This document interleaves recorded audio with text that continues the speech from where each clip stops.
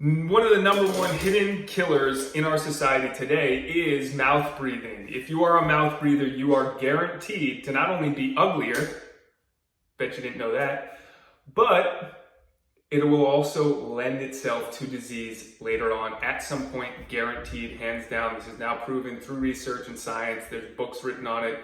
Breathe by James Nestor is a great one, highly recommended, highly recommended. Now, okay. Here's the thing, there's a book called Jaws, and it talks about how if you're breathing through the mouth, it's gonna dramatically change the structure of your whole face. Your eyes will become a little bit droopier, your lower jaw will be pushed back more, you will be less attractive. So that's just one reason to do this. The other reason is that this activates so many good things in the body. It will help regulate and balance the optimal ratios of hormones, which is testosterone and estrogen, which is what everybody wants. And so it will help with nitric oxide, it will help with every single aspect of the body, so breathing through the nose. Now, most people who have been mouth breathers, their nasal cavity actually shuts down from lack of use. So just starting to breathe through your nose will open up the pores and open up the passageways because they will dilate. That's what NO2 does, nitric oxide. So it'll open up the pores and you'll get more oxygen to the body in certain parts of the brain, etc.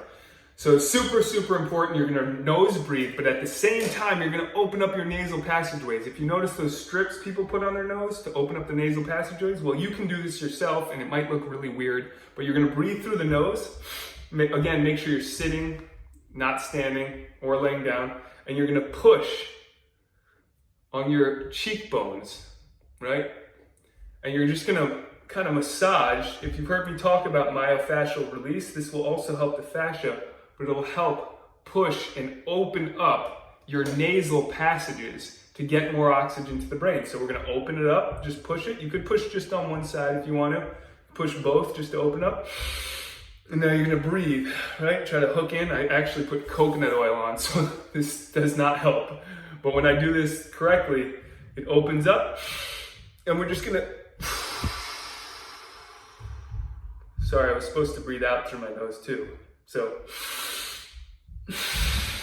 and try to force the breath out through the nose.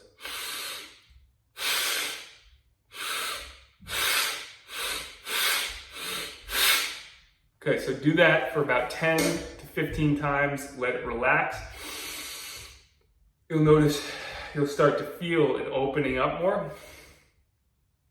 And actually what happens is people who are mouth breathers, their nose becomes narrower, and their nasal passages starts to close, and it can actually even shut down if you're not using it. So you will end up guaranteed with disease if you're not breathing through your nose through normal activity.